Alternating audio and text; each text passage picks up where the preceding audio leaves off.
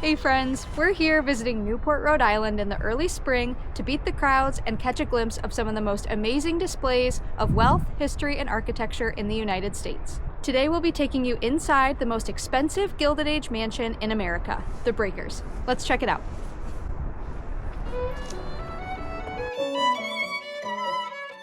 This grand mansion was merely the summer cottage of the Vanderbilt family, who amassed incredible social and financial power in the 19th century. Their fortune was made in steamships and railroads by Commodore Cornelius Vanderbilt, whose grandson, Cornelius Vanderbilt II, purchased the Breakers in 1885 after becoming the chairman and president of the New York Central Railroad system. The original wooden home was destroyed by fire in 1892, and Mr. Vanderbilt commissioned prominent architect Richard Morris Hunt to design the Italian Renaissance-style palace that stands today.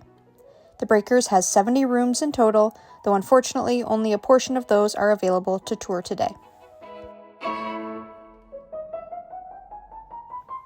As we step inside, we first enter the incredible Great Hall, modeled after the open-air courtyards of the 16th century Genoese palaces.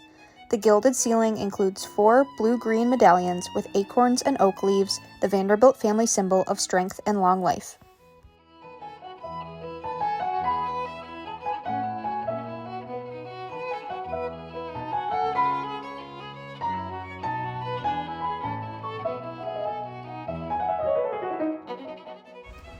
The first room off the Great Hall we'll see is the dining room.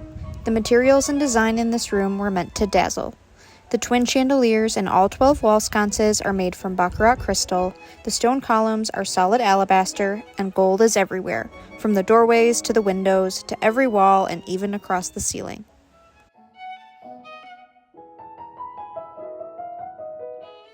We next enter the billiard room, which Richard Morris Hunt designed himself, though the Vanderbilt's extravagant tastes can be noted everywhere.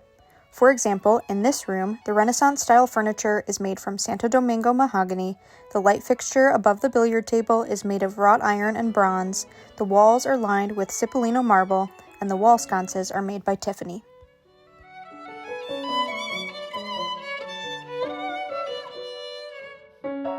The morning room was designed by the Vanderbilt's Paris decorator, Jules Allard, and served as a sitting room for the family at all times of the day. It faces east to catch the morning sun and provides sweeping views of the Atlantic. The fireplace is made of marble, and the corner wall panels are made of platinum leaf decorated with paintings of 8 of the muses of classical mythology.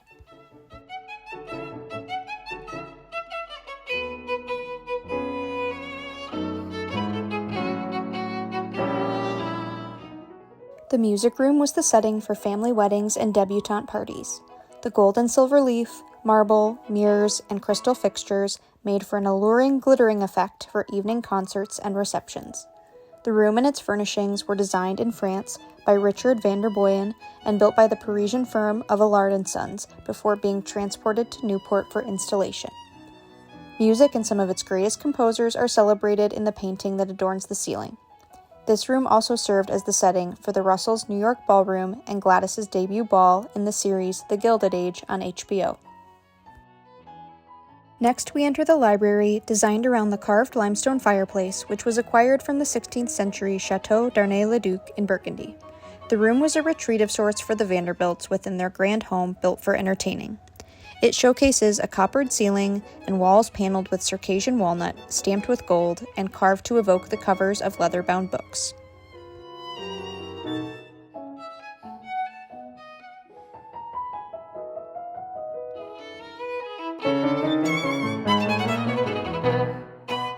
Next, we will head upstairs and make our way into the Vanderbilt's youngest child, Gladys's room, which has walls covered in silk.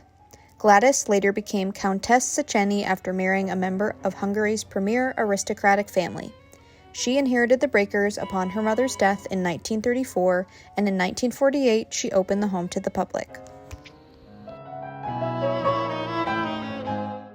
Moving on from there, we have Cornelius II's bedroom.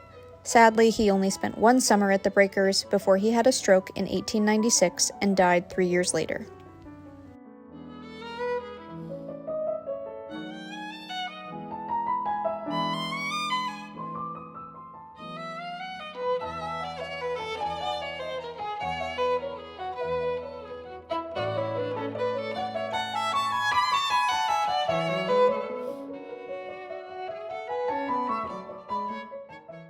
Attached to his bedroom is one of the home's 20 bathrooms. This one featured a tub carved from a single block of marble that is so thick it had to be filled and emptied several times before it stayed warm enough to bathe in. It was designed to emulate a Roman sarcophagus. Connected to that bathroom, we have Alice Vanderbilt's bedroom, wife of Cornelius II. Like most wealthy women of her time, Alice would come upstairs to change her clothes several times a day, depending on the activity. This room also functioned as an office where she managed household affairs.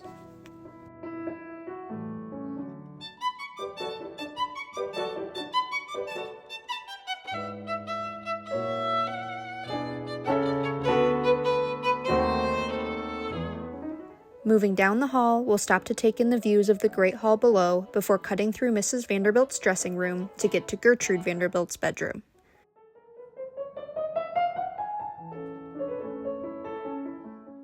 Gertrude was the Vanderbilts' oldest daughter, who went on to marry Harry Payne Whitney, become a sculptor, and found the Whitney Museum in New York City.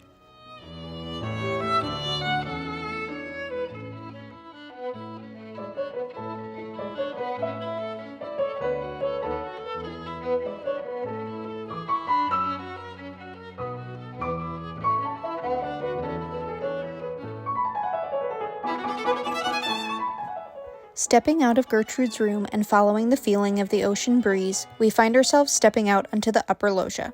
This was used as an open-air living room by the family and provides a great view of the home's namesake, the waves breaking on the cliffs below. Many summer parties were thrown on the lawn that stretches from the home to the water's edge.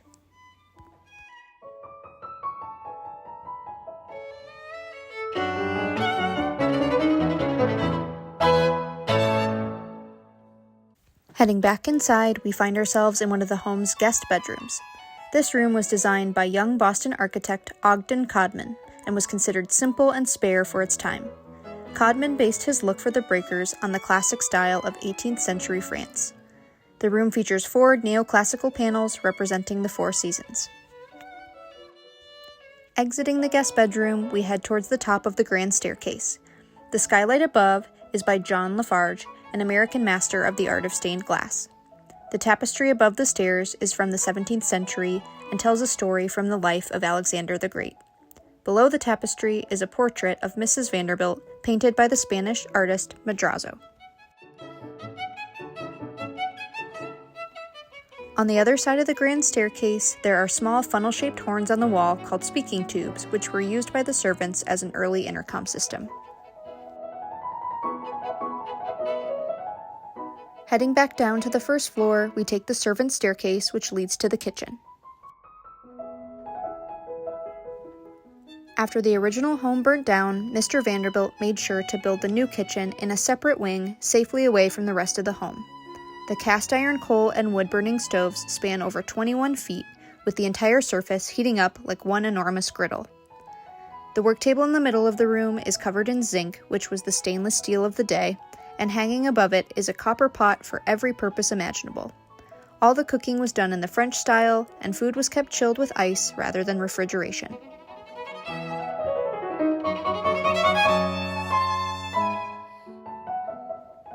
The butler's pantry is just off of the kitchen, which is where food would wait to be served, the china and glassware would be washed and stored, and where the Vanderbilts stored their 1,000-piece set of monogrammed silver from Tiffany & Co., which they took with them as they traveled between houses.